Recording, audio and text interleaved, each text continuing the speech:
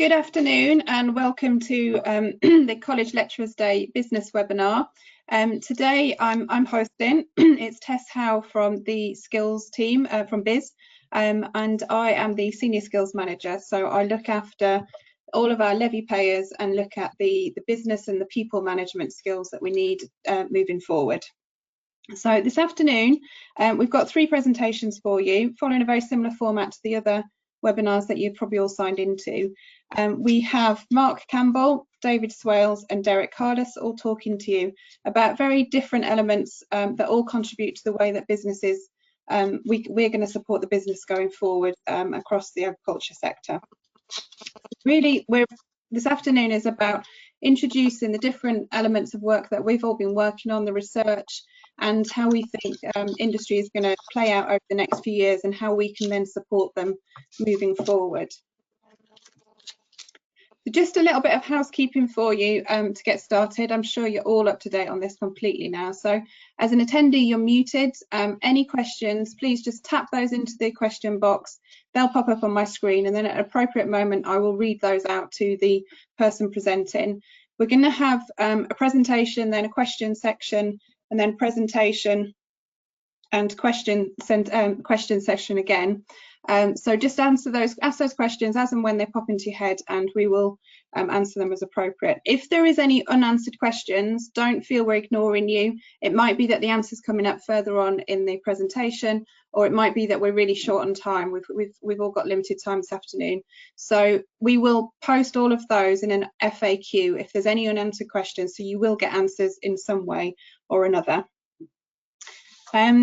We're hoping to finish about 3:30. Appreciate you're all busy and you'll all have other things to do, so we'll try our best not to go past that time frame.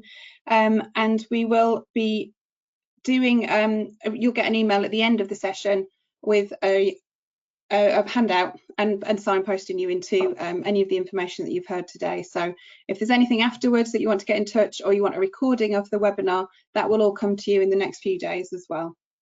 So without further delay, I'm going to move us on to our first presentation, which is Derek, and he's talking about planning. Derek.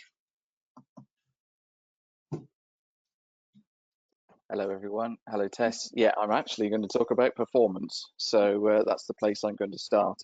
Good afternoon everyone. I head up the farm economics team for AHDB, the team that works with growers and farmers across the sectors looking at business performance, and that's the area that we're going to focus on today.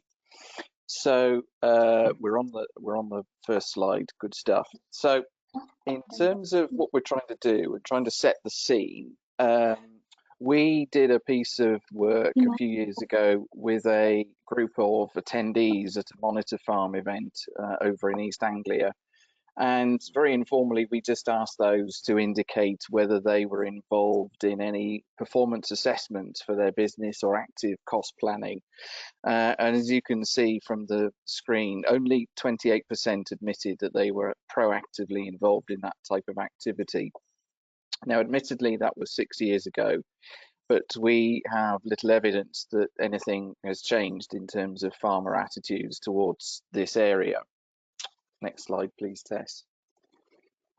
So, meanwhile, moving on from 2014, we come to 2016, and the Brexit referendum came and went. And as a result of the decision off the back of that referendum, AHDB produced a series of very insightful horizon reports, and they were quite wide-ranging, and they looked at the impacts of Brexit on international trade, competing on the world stage, the potential new regulatory framework for UK farmers post-Brexit, and importantly for the area that I want to talk about today, a very useful report on productivity and the areas that are within each farmer's control in order for them to make changes to set their business up to succeed in whatever the post-Brexit world looks like. Next slide, please, Tess. This report, I think you've gone on 2 there. Can we go back one? Oh, no, we've got one missing. Okay, I'll talk anyway about this one. So the Horizon reports that we are particularly talking about is the characteristics of top performing farms. And this was a piece of work that was done a couple of years ago now, and it looked at the range of performance evidence in the UK in terms of farm businesses. It looked at the top performing farms, mid performing farms, and bottom performing farms.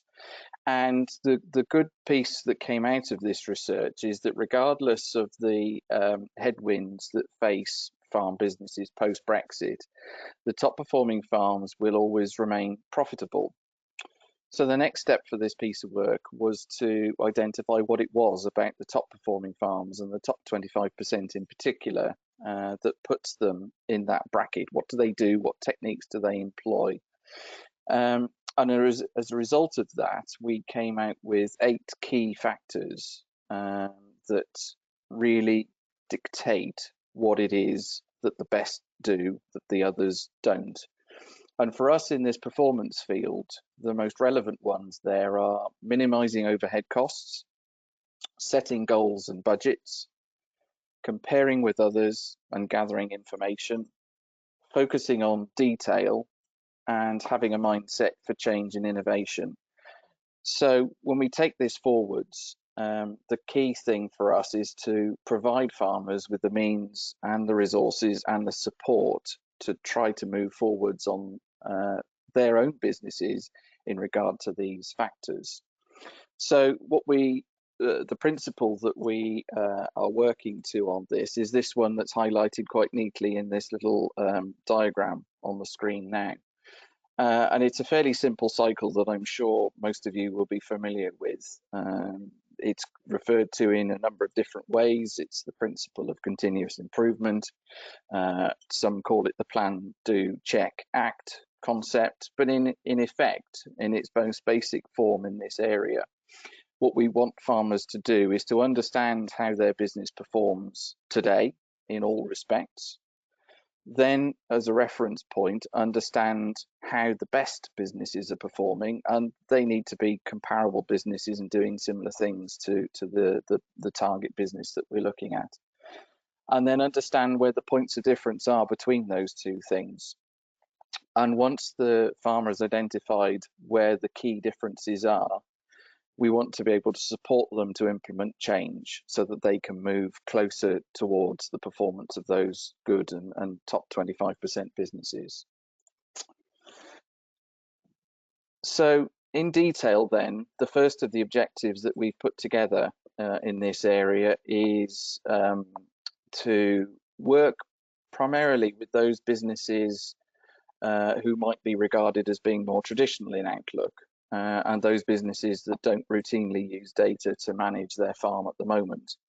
This is the entry level point in particular, and what we want to do here is to provide tools and resources to allow those businesses to understand their performance at a whole farm level initially, using data that's easily and readily available, and then start to look at taking farmers down the route of the component parts of the business or enterprises, but only at a very headline level.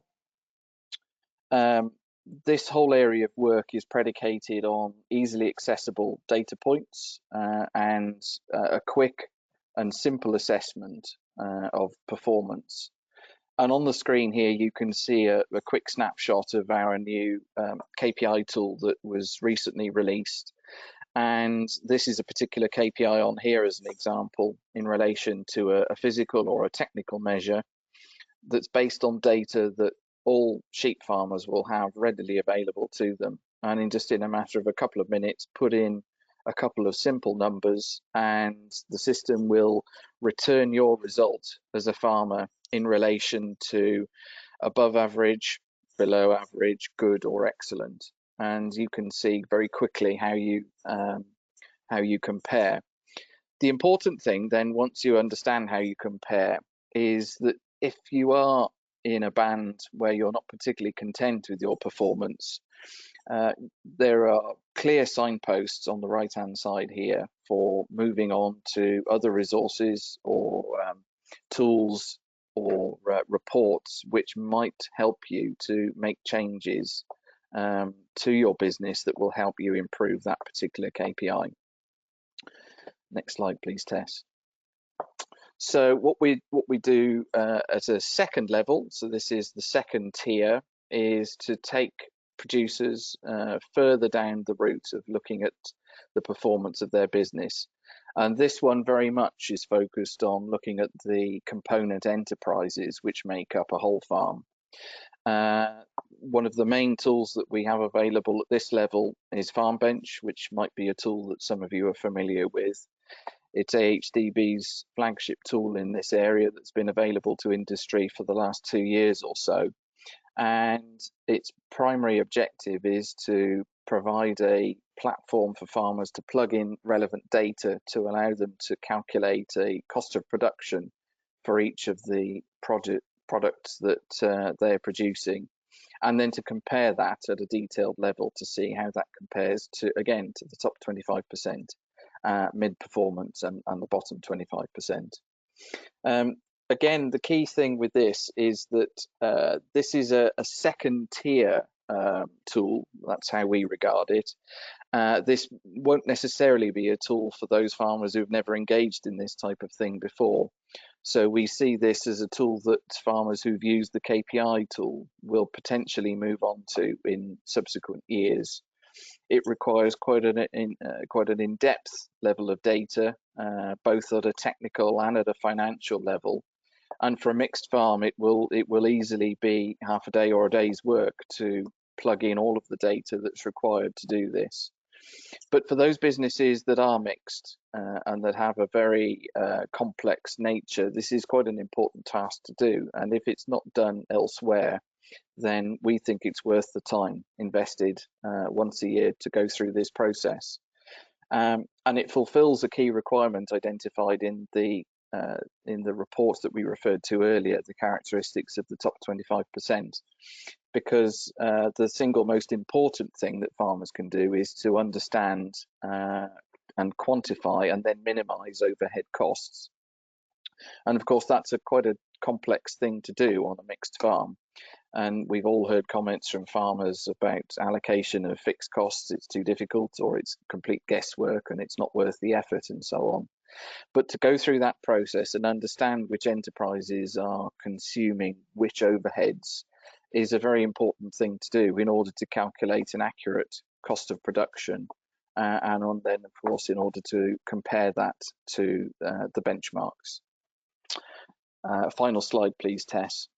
So the final area, and again, this moves us on to the next tier, is to work with the businesses that are already identified as being in the top 25% and supporting them to drive their business efficiency further. And there's a number of ways here for those businesses to do that. One of those ways would be to understand how your business compares to key competitor businesses or industries overseas, particularly those who are operating in the same global marketplace. And this is particularly important for those commodities such as cereals or beef, but also possibly lamb, depending on what terms the UK ends up trading post-Brexit. We are also seeking with this area of work to support farmers, particularly in some sectors such as horticulture, to move further towards automation, particularly where sourcing the relevant labour at the right time and at the right price and so on, where that can be such a difficult thing. And again, a bit of an unknown post-Brexit. But another key part of some of the work in this area, of course, is lean, which I'm sure is a concept that some of you will be familiar with. And two particular projects that will fall under this objective will be the Smart Hort project, which is where we've got a number of Smart Hort centres set up across the country, which are demonstration centres for other horticulture growers to see how lean techniques can be implemented and how they work in practice. and can provide useful alternative methodologies to driving efficiency through businesses and a boost in productivity. The same sort of methodology applies to the even newer area of work, which is smart pork. And we are currently in the process of setting up a network of smart pork monitor farms, which again will do the same thing and adopt the same approach to looking at lean techniques, seeing how they might work in practice on pig farms, and how they can be used to drive improvements in performance through marginal gains and through the process of continuous improvement that we referred to earlier. So overall, this tiered approach will hopefully cater for the majority of farm businesses across the sectors, and the majority of people in terms of business managers, in terms of their current approach to business, and whether they are new to using data as a means of assessing performance and driving performance, or whether they're old hands at it and are looking for the next thing. Okay, that's it for me. Thank you, Tess. Happy to take any questions. Thank you very much, Derek. We've got a couple of questions for you, so you don't get off camera just yet. The farm bench data, is that from the Rural Business Unit and their registered farms, or is it AHDB data? Good question. Yeah, there's no connection between it and the Farm Business Survey or the Rural Business Unit. It is solely data that other farm bench users have put into the system themselves. So we gather data, or rather users, farmers input their own data into the system. We work with them to check it for completeness and accuracy, and then we go through a process of approval. So once we're happy and the farmer is happy that the data is complete and robust, we'll approve it. It then becomes anonymized, and that builds up across the industry to an anonymized and aggregated data set that others can compare to. And are you able to share with us how many farms are registering that data at the moment? Yes, certainly. So since we launched Farm Bench at the beginning of 2019, we've had over 2,500 registered farmers use the system. That varies across the sectors. We went off to a very quick start in the arable sectors, so the majority of those users at this stage have arable crops, but beef and lamb are catching up now. That's the next sector that is moving forward quite nicely. So yeah, some good numbers across the program in the first 2 years. But the key thing is with the number of farm businesses across the UK in the hundreds of thousands, we need to be doing far more of this type of thing. So we've got a challenge on our hands to engage far more producers in this type of activity. And that would take me on to a point I was thinking about, Derek. Is there a way that the college lecturers can actually use this with their students? So is there a way of putting in a test farm, or have we already got that data where they could then set assignments about establishing cost of production? Because as you've mentioned, that really is one of the key components of a top performing farm, and a behaviour that we really need to instill in the industry. Yeah, good question. Yes, we can do all of that, and yes, we do work with some colleges on this specifically. So we've got a regional team of staff who work with farmers principally, but also with some colleges regionally on giving lectures or demonstrations of the system to groups of students, and working with them to set pieces of coursework potentially on how you can monitor a farm business performance through this type of activity. So yes, we do some of that at the moment, and we're always open to approaches to do more if people think that would be of benefit.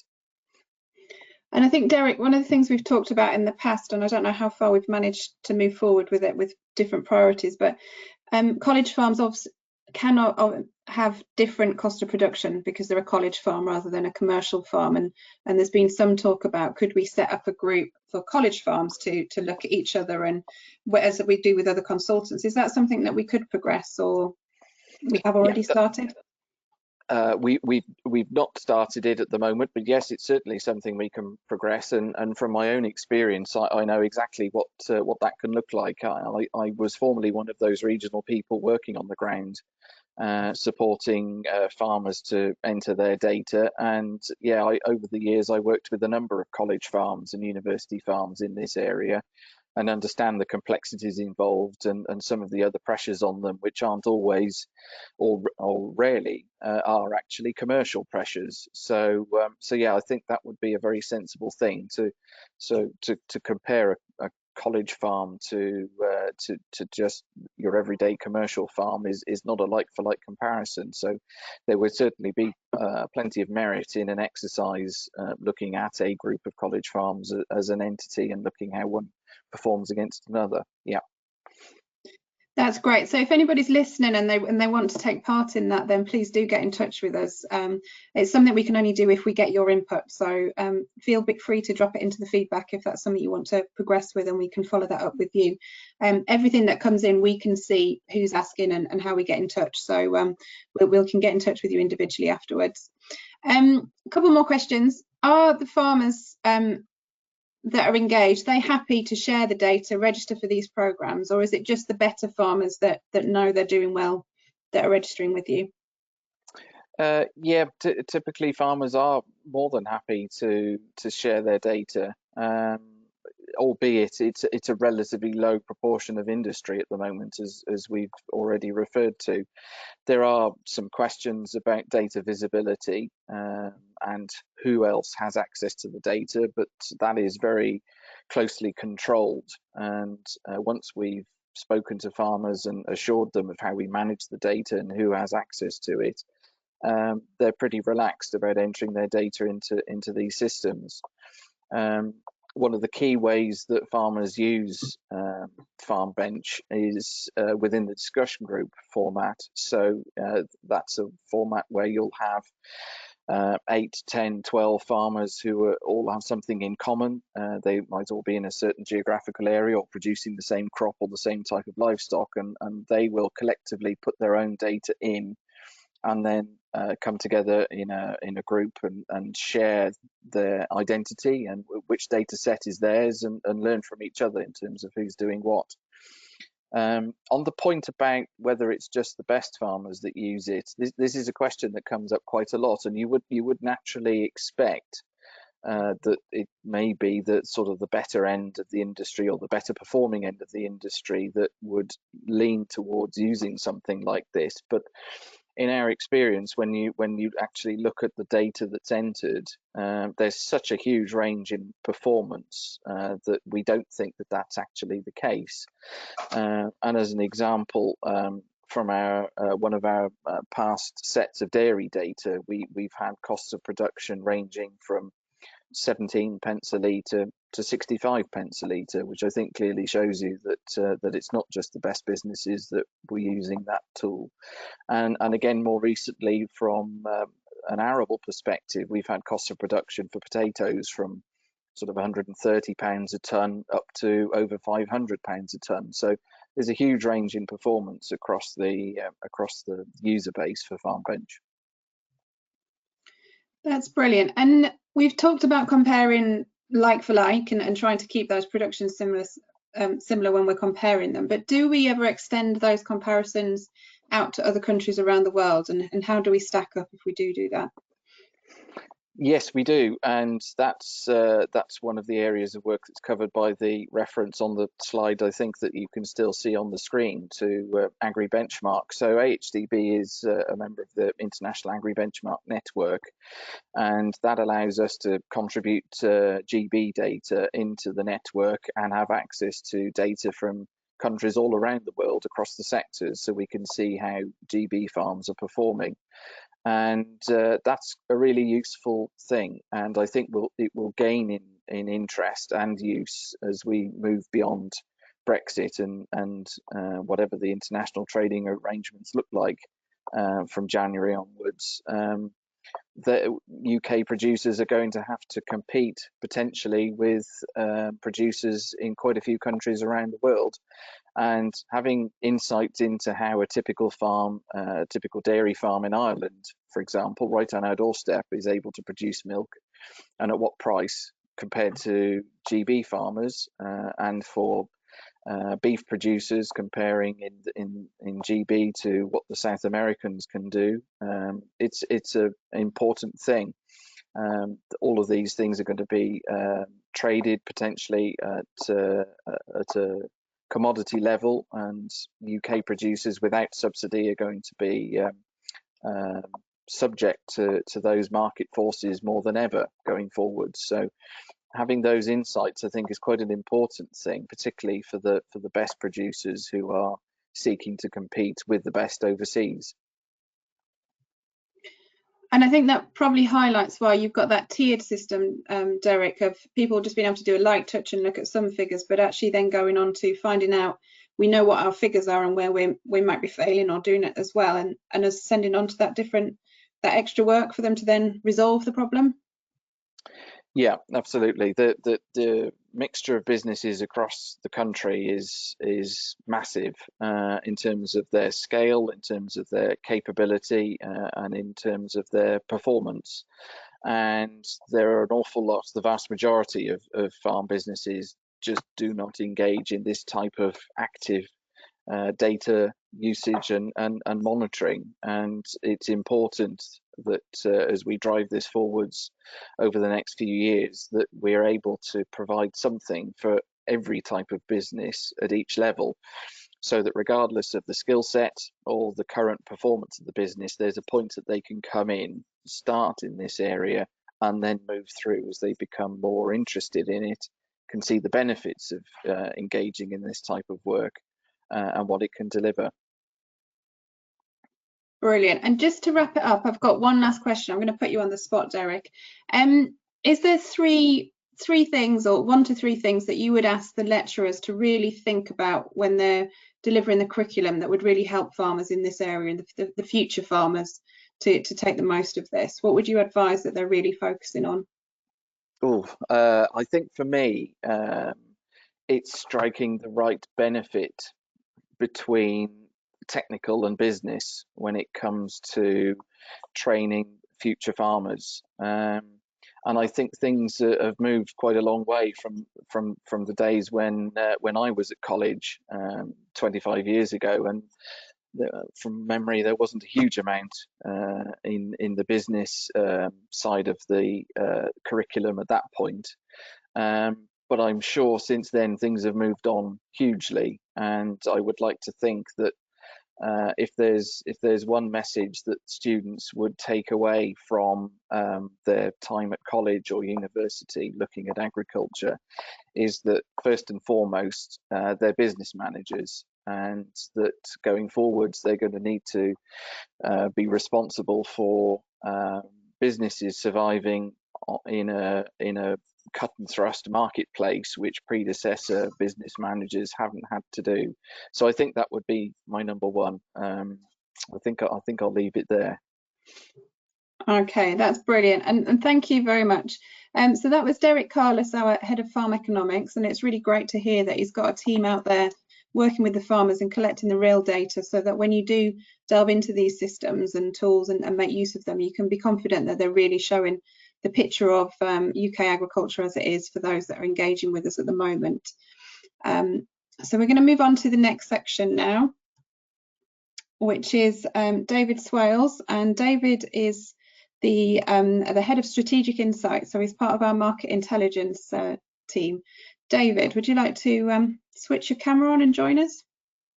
I hope it is on, Tess, but yeah, thank you for the introduction.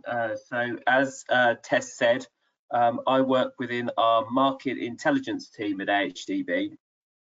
So doing a lot of my work in the last couple of years has been focused on Brexit and some of the big issues there, how they're going to affect the industry, and kind of focusing increasingly on what we think farmers need to do to sort of prepare for these changes coming down the train. So I'm going to talk today a little bit about the planning area, and this is quite at an early stage really. So we have started to do some work to plan out what work we're already doing against this broad theme, but also what new things do we want to start doing as an organisation over the next few years. So today I'm really going to talk a bit about the rationale to the programme, so what it is we want to do about planning and why is that important. And secondly, I'm going to focus on some of our aims for this area and a few examples of the work we want to undertake. So yeah, I thought you guys probably thought you were in for an easy ride today, and my starting point isn't really deep academic theory, unfortunately.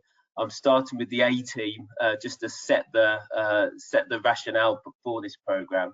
So if you're too young to remember the A team, you need to get on YouTube immediately and get a bit of a reference point for this. But this was a 1980s program. And I think the really remarkable thing about the A team is there were 98 episodes, and pretty much every episode had the same plotting again and again and again. And there was the same predictable outcome to pretty much every episode. So for me, I mean, basically the basic episode of the A team involved the team being locked in a warehouse of some form. Hannibal, who was the brains of the operation, he's the chap at the front. He had to devise a plan to sort of deal with the situation, and that plan usually involved the team fashioning weapons out of everyday household items, and then there would be an almighty end battle where there'd be bullets flying around, explosions everywhere, and nobody would ever get killed, nobody would ever be injured, but they would always win at the end. Now, my point of sharing this with you is really that planning, I think, is really easy when you're planning for the same thing over and over again, and everything is very predictable. So planning is easy when the world is constant. But I think the challenge farmers have is the world isn't constant for farmers, and there's lots of change on the horizon. If we can move to the next slide, please, Tess. So yeah, when we look forward over the next few years, we do at AHDB see an awful lot of change coming about, which is going to have a profound impact on the farming industry. So starting with evolving consumer demands, so shoppers' expectations are constantly changing at the minute. There's a lot of concern about the environment. There's a lot of ethical considerations which consumers are thinking of. And we've also seen quite a profound impact of COVID on what we buy and how we shop. And also potentially we're going to be heading into a massive recession, which will also have a direct bearing on shoppers' behaviour. Also of importance is moving towards net zero. So farmers are increasingly aware of their environmental impact. And there's things which we will need to do differently as an industry to reduce that impact and move towards net zero over the next 20 or 30 years. New technologies will no doubt be key to that. So there's things like use of data, robotics, artificial technology, new production technologies, a whole range of change going on, which potentially provides a range of opportunities for farmers. And the final area is really about trade policy and agricultural policy. So we are leaving the EU, or we have left the EU, and we're currently in the process of negotiating trade deals, both with the EU and with other parties around the world. And that's going to have quite a profound impact on the competitive environment in which our industries have to operate. Now, I think one of our really key messages to the industry is that it's quite dangerous really to have a wait and see approach to all of this. So we are conscious that some levy payers, they may be out there, they may wait for things to change and then react to them. And I think our basic point is that's quite high risk, and it's really important for levy payers to be monitoring what's going on in all these areas and building a bit of a forward plan in terms of what they want to do. And at AHDB, we want to help them with that. So a core part of our planning work stream really is to monitor these sorts of changes and give our levy payers information on them and what these changes might mean for them. If we could move on a slide. So focusing on perhaps the biggest and most substantive of those changes, I think agricultural policy really is a key one for me. And when I look at the change which is going to occur there over the next 7 or so years, we think at AHDB that really does require quite a lot of our effort and support to help our levy payers deal with this change. So many of you will be aware of this already, but yeah, in essence, in England, we do know now that the government is going to move away from the current system of direct payments So there's a plan to do this over a 7-year horizon, and the next set of payments will be the first where there is a reduction, and that reduction varies depending on the level of payments the farmers are currently getting. So you can see there, it might be as low as 5% in the first year, all the way up to potentially 25% of the payment for those receiving the highest payment levels. And that's a really profound shift for farmers. I think a lot of farms have been dependent on this support, and what they're going to have to get used to is a new agricultural policy system where, rather than receiving direct payments for farming, increasingly they will receive public money for delivering specific public goods. So there's talk of things like the ELM scheme and other environmental schemes which might be available, and we expect that they won't be quite as generous as the systems of support we've had available in the past. If we move on a slide, this to me really does demonstrate how key direct payments are for some sectors of agriculture, and it is a variable piece. So you can see here the first column is probably the key one to focus on. This is data from DEFRA's Farm Business Survey, and it shows the sort of levels of farm business income across different sectors. So the all farm average there on the far left hand side is around about £37,000 of profit or net farm business income each year. And you can see the average across all the industry is about 61% of that 37,000 is made up of direct payments. So they are really critical across the whole industry. But if you look at the other bars there, you can see how that does vary significantly by different sector. So we can see particularly the grazing livestock farms, the LFA, the less favoured area, and the lowland grazing livestock farms are particularly dependent on these support payments. Much more so than, say, the pig sector or horticulture, which have really low levels. So this is really important information, and we think the sort of need for the business programme is going to be very much focused on those sectors with the higher levels of dependency on direct payments. So the cereal sector and the grazing livestock sectors are two areas where we're very much keen to focus on, and we think there's going to be the greatest need for this type of information. And as you can see here, levels of planning activity and uptake of these sort of business practices does vary or is relatively low, I think, across the industry as a whole. So the middle bars there are just over 50% or so of farms have an informal type of business plan, and just below 20% have a formal business plan. This is quite old data now, so this is something DEFRA look at very occasionally in their farm business survey. But you can see here, there's lots of farms that actually don't do any of these practices. And there is a very clear link between the farms who do these types of activities and those which are the most profitable in their operations. So there's certainly some evidence that these types of things help a farm be profitable. When we look at our report about the high performing farms, Derek has kind of alluded to that in his presentation about that research we did to understand what it was that made those farms high performing. A number of our characteristics actually do relate to planning type practices. So there's things in there such as setting goals and budgets, comparing yourselves with others and gathering information, and understanding the market you're operating in. So these are all really key areas which we want to help and support our levy payers with as part of this area of the programme. So yes, certainly we can conclude that these practices are widespread in their uptake across the industry as a whole. And as well as varying by sector, we do recognise that this does vary by the sort of characteristics of the farmer themselves and their sorts of their behaviours and their attitudes. So we do various pieces of work at AHDB to sort of understand how we roll things out and how they may be perceived by our levy payers. And this is just an example of some segmentation work which we've used.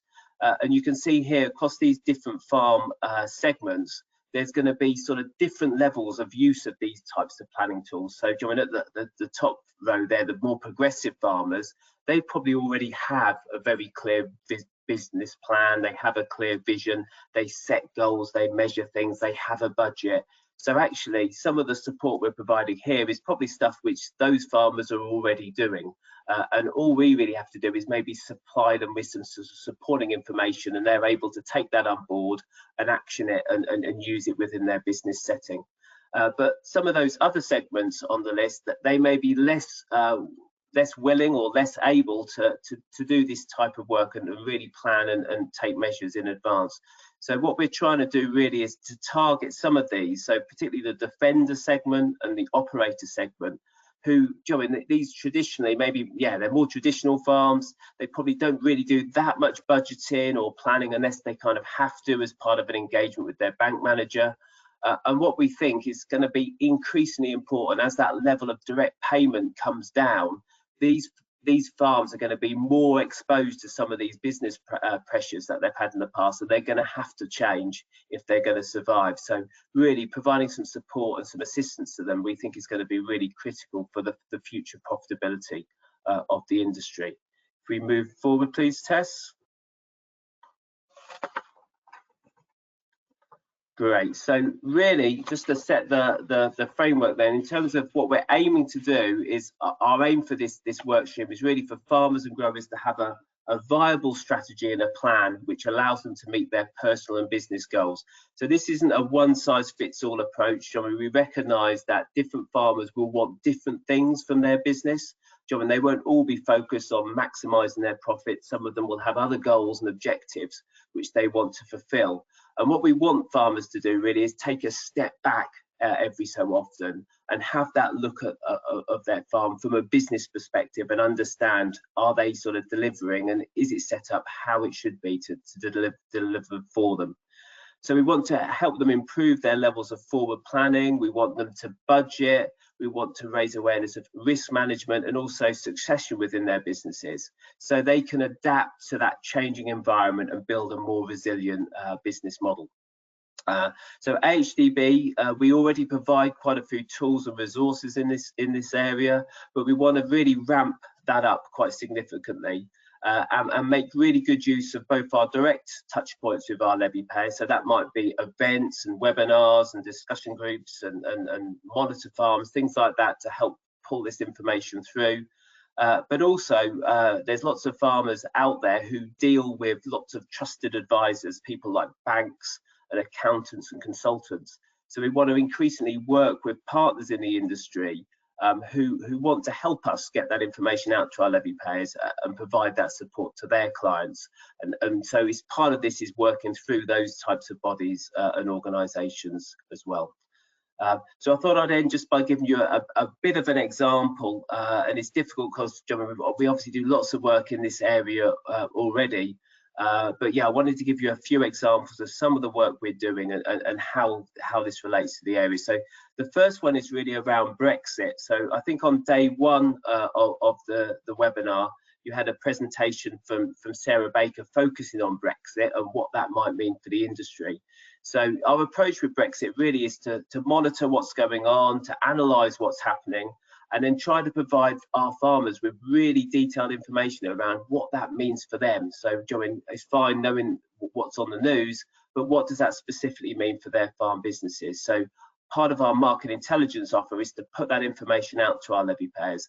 And increasingly, we want to put alongside that a range of tools and resources. So if farmers can understand what it means, they're then signposted to relevant information to help them adapt their business and make changes. So some examples are here, things like our Brexit impact calculator, our resilience checklist, and our Brexit toolkit. So the Brexit impact calculator is a really good example of a tool where the farmer can put in information about their specific farm and then see how Brexit would affect them. So they get almost like a what if type tool to understand how the situation might change. And if they find out as a result of that they're suddenly less profitable or they have specific challenges in their business, we can then signpost them to relevant tools such as Farm Bench, for example, or the KPI tool Derek spoke about earlier, so they can actually make some changes on their business. The other area I was going to highlight is something we call the Agri-Market Outlook. So we've always offered a market intelligence service at AHDB, and we're always monitoring prices in the marketplace and understanding what's going on in the markets and providing levy payers with that information. But going forward, what we're aiming to do is to provide much more sort of foresight type information to give them a bit of a horizon scanning assessment on things which are going to change. So rather than just telling levy payers what the price is now, we want to give them the information around what's affecting that price and how is it likely to change in the future. So the Agri-Market Outlook, which we published on our website in July, is a good example of that, and we've split that information down by different sectors, so farmers can access that information and get an understanding of how prices are going to change. So hopefully that information can be used by farmers when they're doing their forward planning and they're doing their budgeting.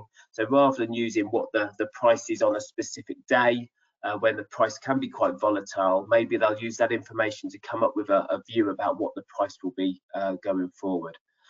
So those were just a couple of examples. We may have time under questions to touch on a few more, but yeah, today I was just hopefully giving you a bit of an overview about what this piece of the programme was all about. Thank you. That's really useful, David, thank you, and a vast amount of information. You've mentioned various different tools that are available for the levy payer. How many of those would be applicable and available to the college lecturers for them to use as sort of training in college? Yeah, no, good question, Tess. I think our basic approach at AHDB is to make all of our resources and information freely available.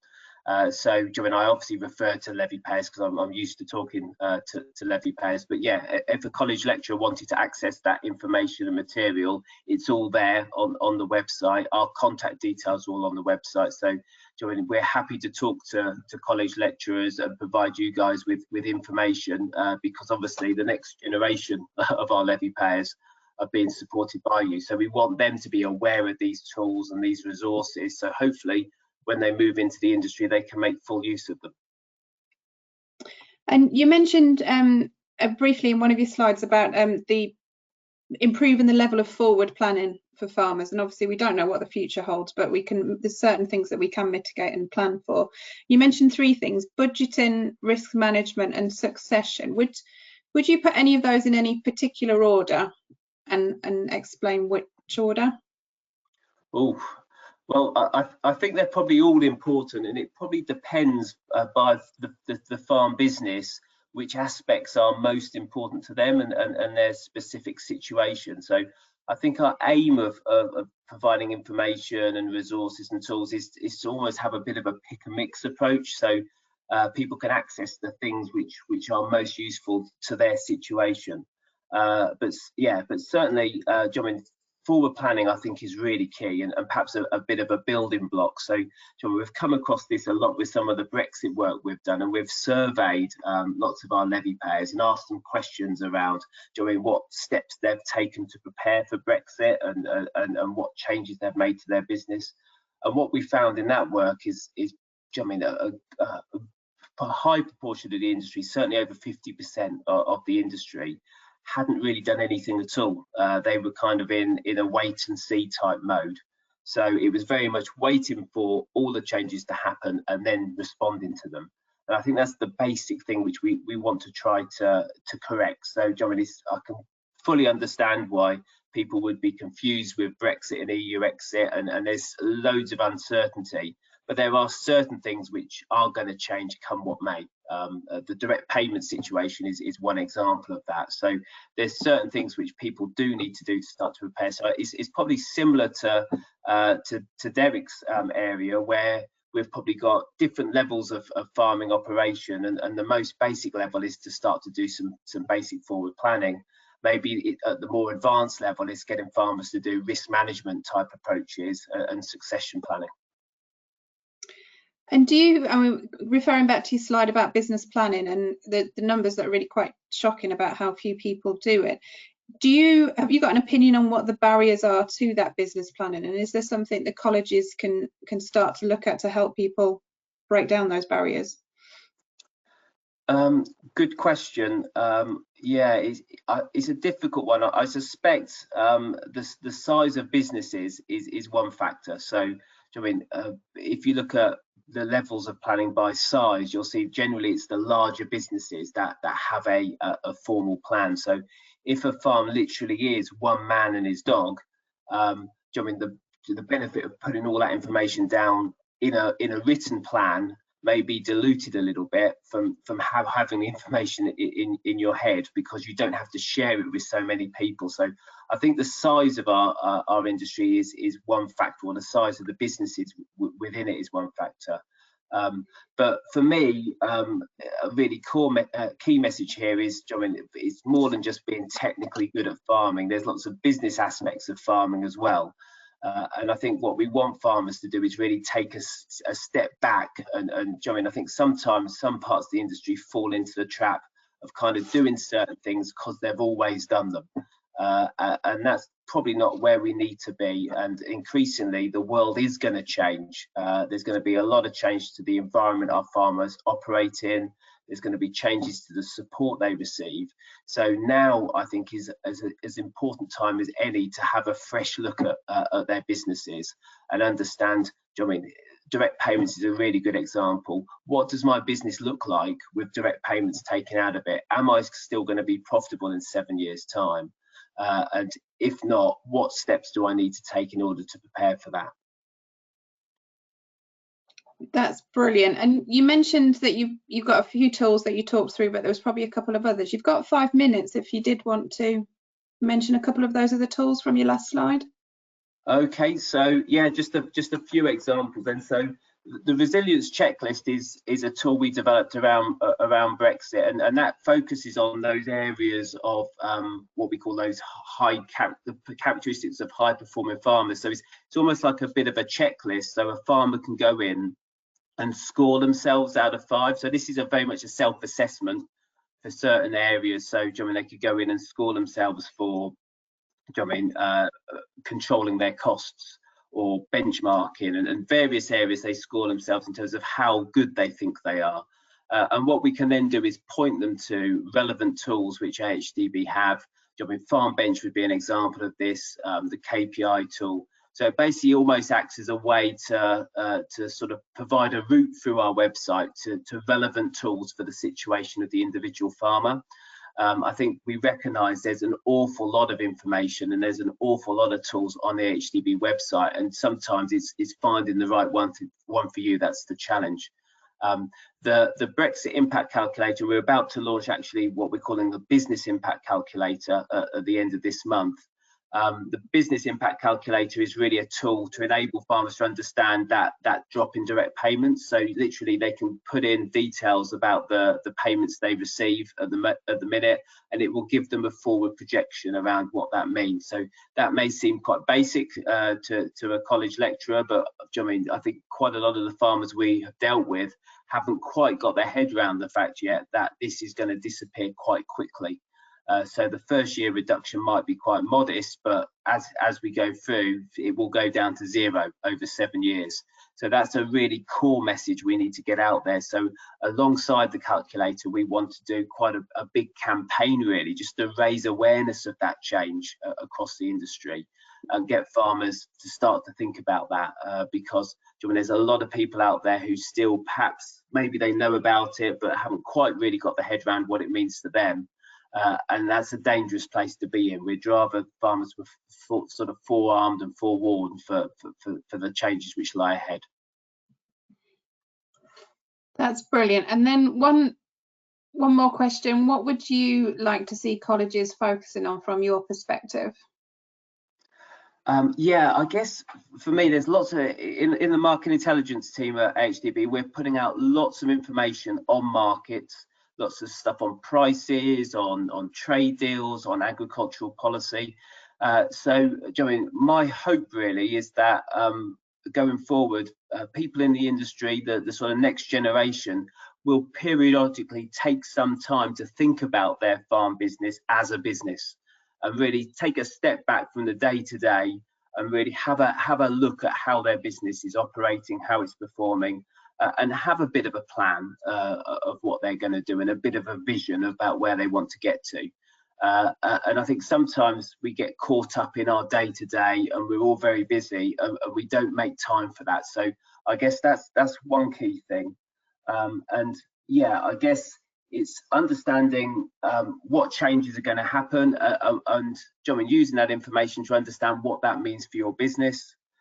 And finally, I guess, there's lots of people out there who are set up to help farmers and give them support and information. So AHDB is one example. We've got lots of resources, lots of information out there. So yeah, it'd be great to encourage people to use some of the information that's there. I often think of us a bit like a gym, and our levy payers don't get the full benefit of the levy they pay unless they occasionally come and use some of those tools and resources and information. That's brilliant. It's not an analogy I've heard before, but it's a really good one. Thank you very much, David, and appreciate that. The work that the market intelligence team, there's no way that we can deliver that in 20 minutes. So please do log on to the website and have a look what's available there, because there's masses and masses of information, and it's there as complex or as easy as you want to access it and use it as well. So please do engage with that. So moving on to our final presentation, which when we talk about business within AHDB, we've split it into three. So you've heard about the performance, and you've heard about planning, and then there's also that third wheel, which is really, really important, and it brings it all together, and that's the people element. So Mark is going to run through what we're doing on people now.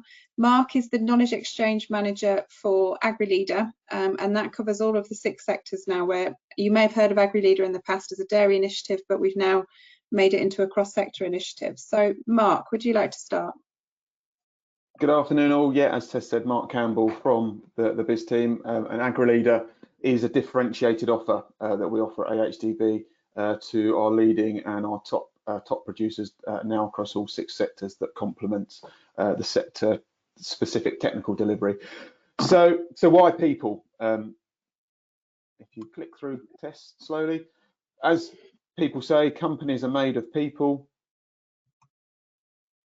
You don't build a business, you build people that then build the business, and our people are the most important asset. So really, people within this work program are the link to successful business. You can't plan a high performing business without people at the core of that. Next slide, please, Tess. So what's the current challenge? Click again.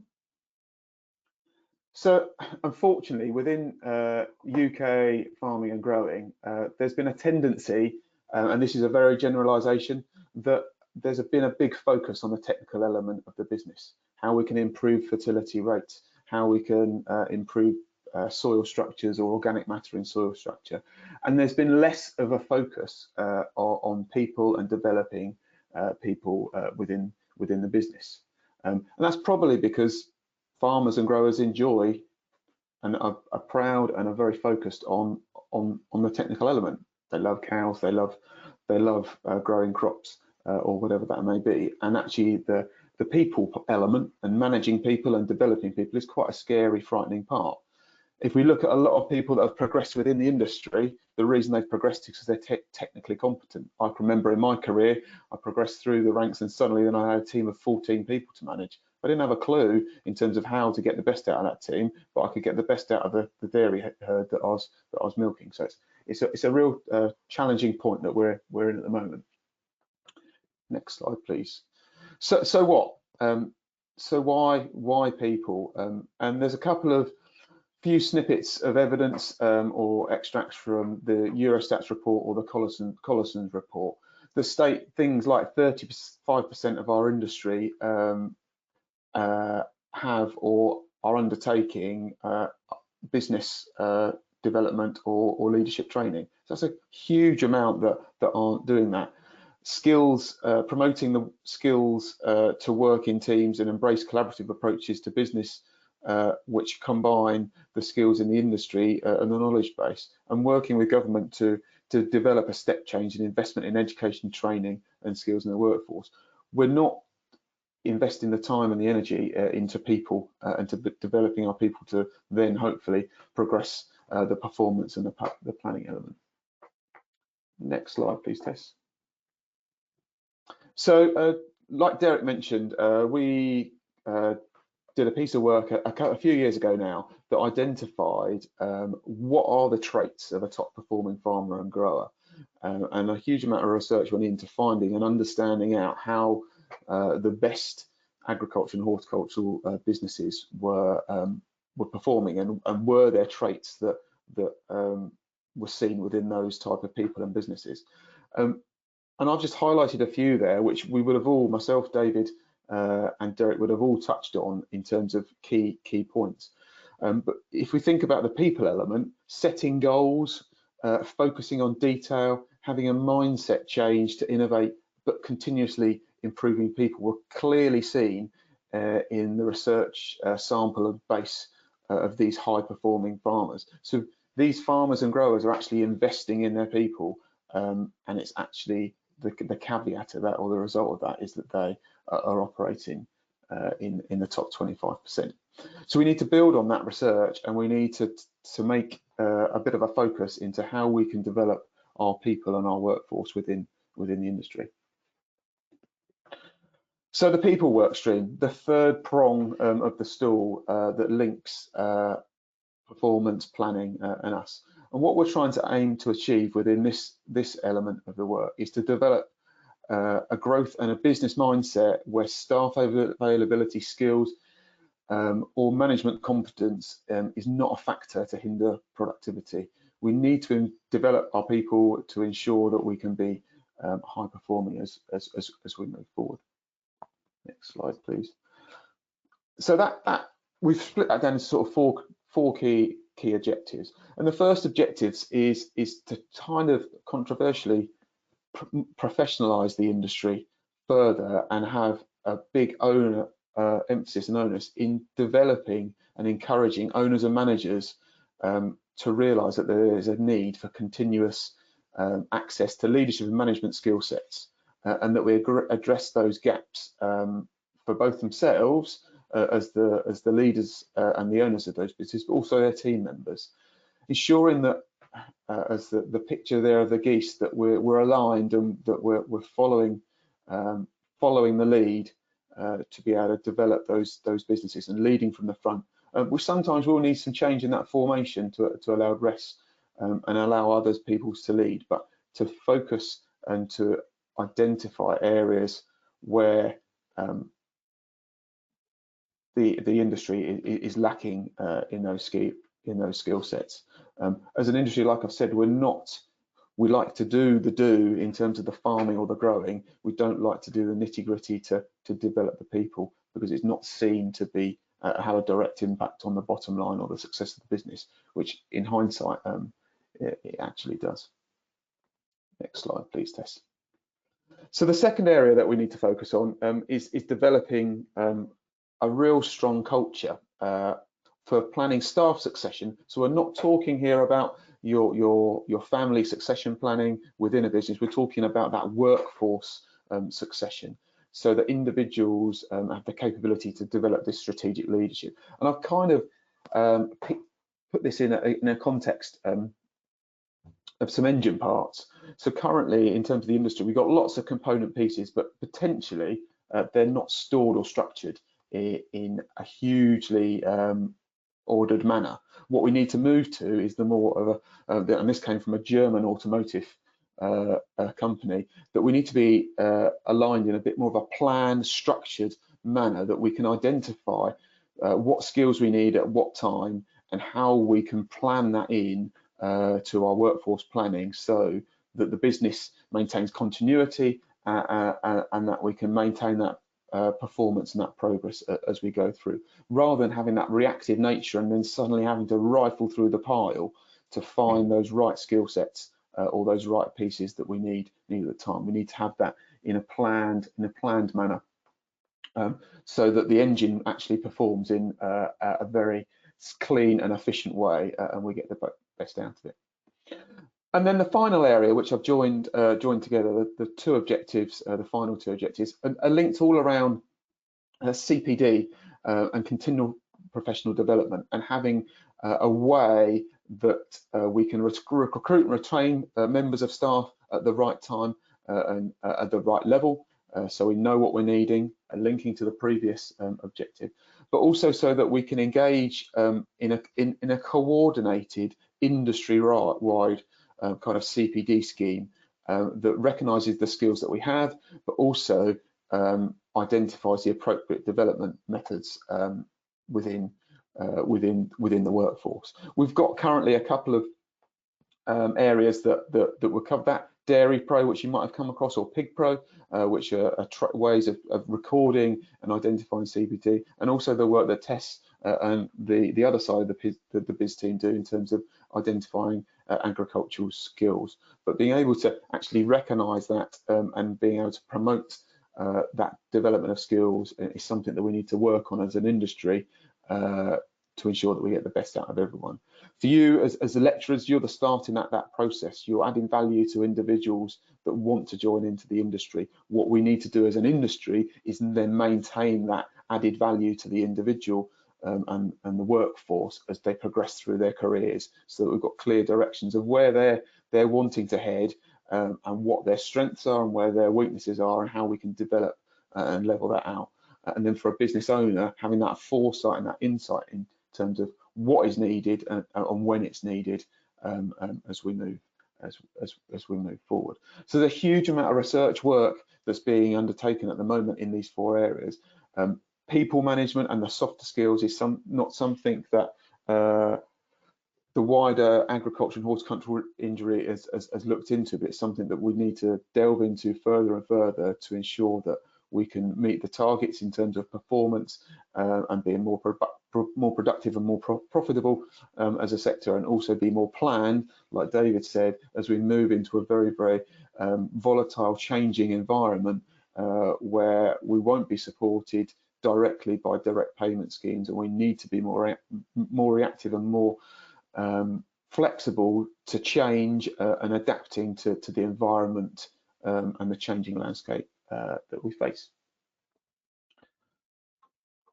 So in a nutshell, that's very short and sweet. I'm not gonna, it's clear, but we need to move towards that level balance where people management and the development of the workforce is as equal to the technical ability of the fantastic farmers and growers that we have in the UK industry. It's all about those people. It's all about gaining that balance so that we can get the best out of the workforce, and then they can lead the development, the performance of the business in a well-planned manner. And there's a little photo where this is the BIS team when we all could get together just before Christmas last year, when we were just working together, which is all good. I'm now open to any questions. Thank you very much, Mark. Mark, you've mentioned BIS a couple of times and I've dropped it in. Do you want to explain the acronym and what we do as a team? Yeah, so the BIS team, or the Business Insights and Skills team, was a team that was formed in November last year, which combines 3 major elements of business development, insights in terms of focusing on behaviour change and behaviours that we need to focus on to change activity, and then skills, the skills needs for what we need to do. So yeah, the big focus on business culminates all of the 3 angles that we've looked at in the performance planning and people, and offering a cross-sector offer that is tiered to the level of farmer that needs it. And I think Derek, with the benchmarking and the management of performance element, is quite a very clear understanding that we'll have some farmers right at the top tier that are benchmarking, they're measuring every nth detail within their business and output, and they understand where all their costs are going and the areas that they need to focus on. Whereas at the other end of the scale, you've got those farmers that haven't necessarily had to focus on where their business is performing, and they've done the same thing over generations and generations, like father, mother, uncle, auntie have done previously, and haven't really got the understanding or know where to start to be able to measure that business. So that tiered approach, so there's an entry point for all to get onto the journey of developing and pushing the business forward. Then if we go into insights, this is a big piece of work that's been rolled out across the organisation over the last 2 or 3 years, that in rather than delivering or creating a tool or resource or running a meeting, having a bigger understanding of the farmer and growers behaviour that needs to be changed to actually achieve the change that we're wanting. So an example being reducing clinical cases of mastitis in a dairy herd. We could just put a meeting on to talk about diagnosing of mastitis, identifying pathogens and bugs, and looking at those kind of elements, which are the factors that cause mastitis within dairy cows. However, if the issue is that the herd's person is not, say, wearing the gloves or not understanding the difference between an E. coli and a Klebsiella mastitis, then we need to change the behaviour within that person to maybe wear gloves to reduce the contamination factors, rather than building a resource or a tool to provide some information. So there's a big piece of work and a lot of thought in terms of everything that we offer now. We'll go through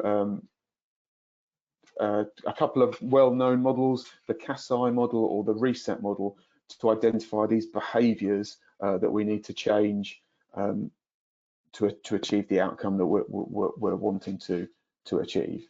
And then finally, skills, which is very much links to the people element and the piece that I deliver here and head up for AHDB, is having an understanding of the types of skills that we need to add in and develop within the workforce, right from the owners and operators down to the foundation tiers of staff, and the skills development that are available to progress that, whether that be some formal activity with Tess and her side of the team running the professional management development scheme, or the effective manager scheme, which is an accredited ILM level 3 program, or to some of the leadership and management training through the Agri-Leader program that I offer across the country, which is completely informal but still will deliver some of those skills and those knowledge gaps that growers and farmers need to push the industry forward. So a new team working cross-function across all of the sectors to bring together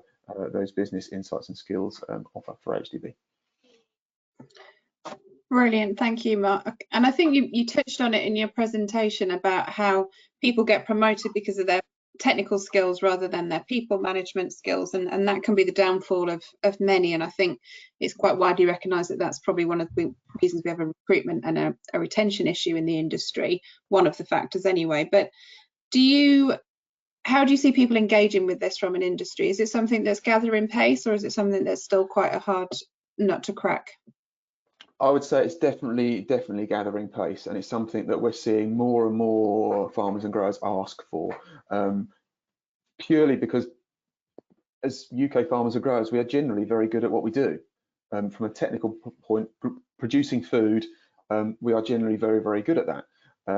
Where the struggle is that management of people and understanding your teams, and that team could be as small as a family business with maybe one employee or a couple of family members, right up to a big corporate business managing hundreds of people. But there's a real need and a real starting change in that mindset and understanding that people are at the core of businesses. And if we can understand people better and understand their drivers, understand the areas where we can develop them, and understanding their strengths, we can actually use those to benefit the performance of business. So I think definitely there's an appetite for it. Definitely it's an area that for us at AHDB there's a huge focus on moving forward, and I think that will, as we start to get the ball rolling, that will just hopefully snowball in terms of that element.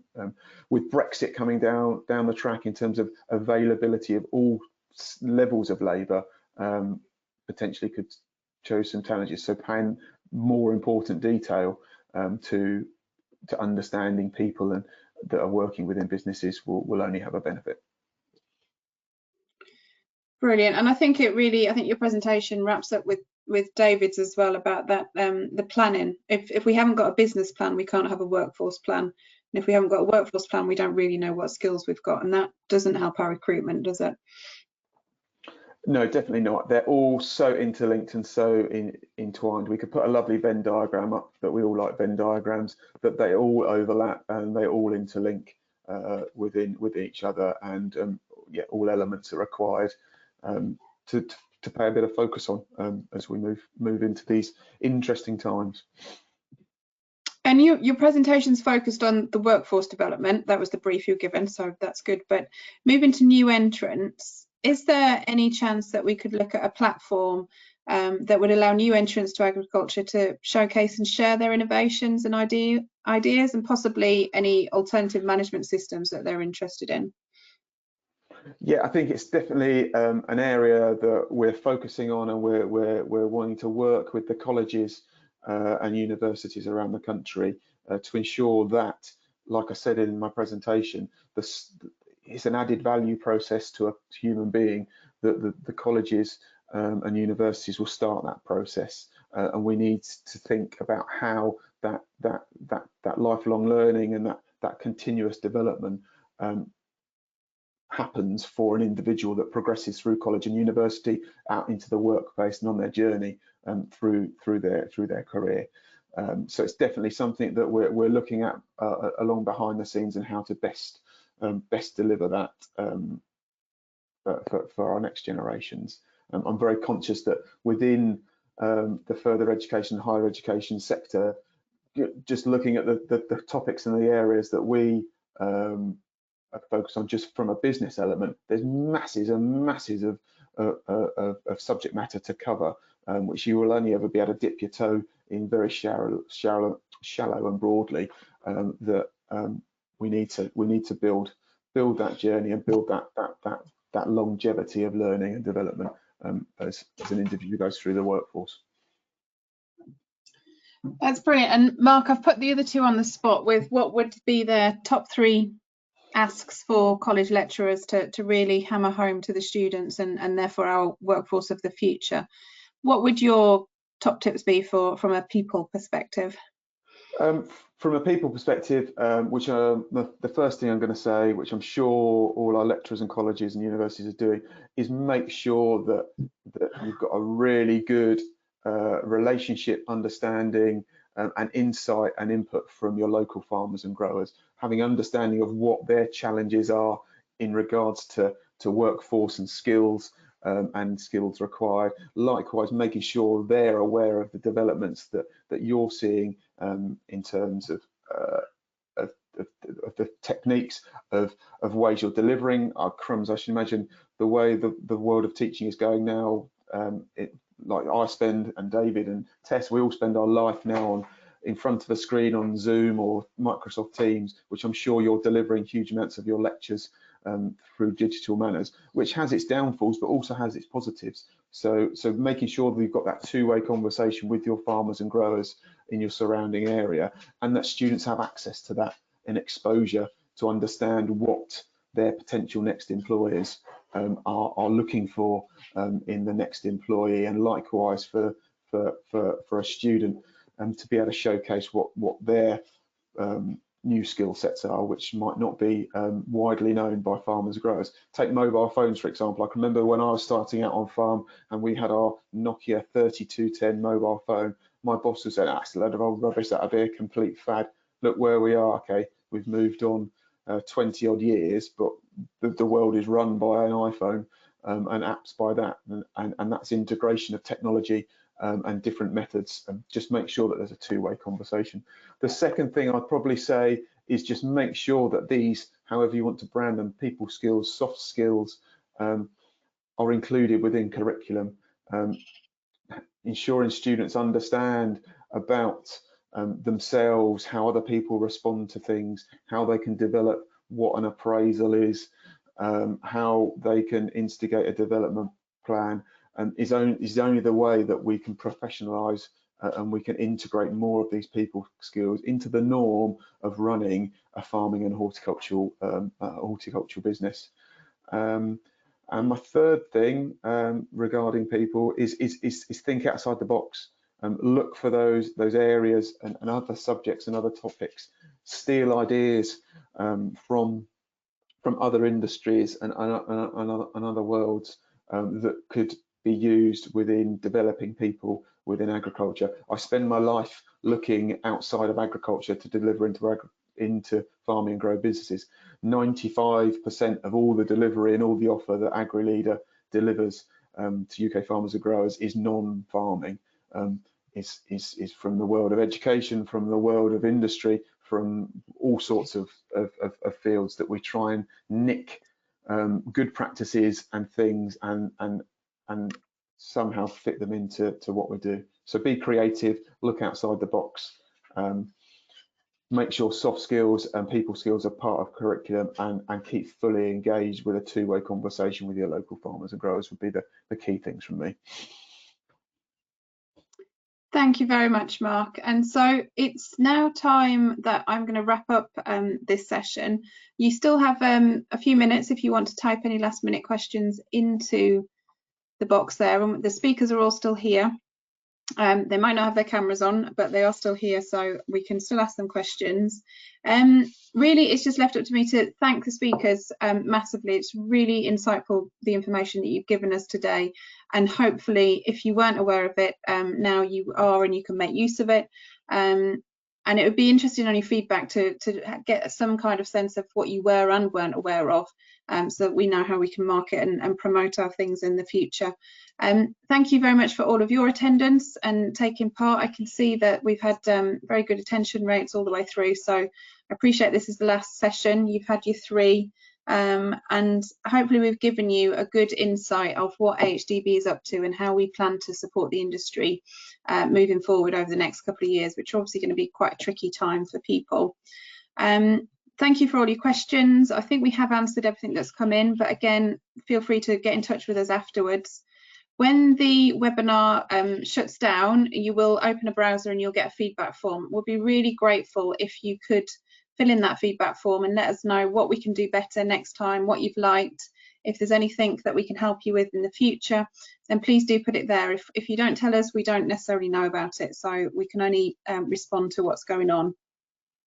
We will be putting all of these presentations together as a video and a slide summary. All of those will be either made directly available to you through some communication in the next week, or via links that are sent to you, so that you can access that. And I think we've already had feedback from people saying how they're going to use this for their students, which is great. If we can supply that information that helps you teaching better, then that's really, really useful. I think really that brings it to an end. I'm just going to do a shameless plug for apprenticeships as well. So at AHDB we do facilitate apprenticeship standards, and I'm conscious that we have flagged areas that we've said what could lecturers do, put into the curriculum more. I'm conscious you don't have that necessarily that opportunity to change the curriculum, but if we work together and look at gaps and ideas, then there's routes and ways that we can try and influence the curriculum going forward. And if we've got that evidence from you that's working on the front line, then that helps us not only influence curriculum but also with the Trailblazer apprenticeships. And if any of you would like to support the development of Trailblazers, then please do get in touch with us. Final thank you is the speakers have done a great job, but there's a lot of people that have worked really hard to bring all of this together. And Sophie and Carrie have been working behind the scenes, pulling everybody together, making sure we were all on time, making sure we had all the right information together. So a really big thank you to Sophie and Carrie for keeping us on track and making the event as successful as it has been. So hopefully we will all be able to meet in person in the not too distant future.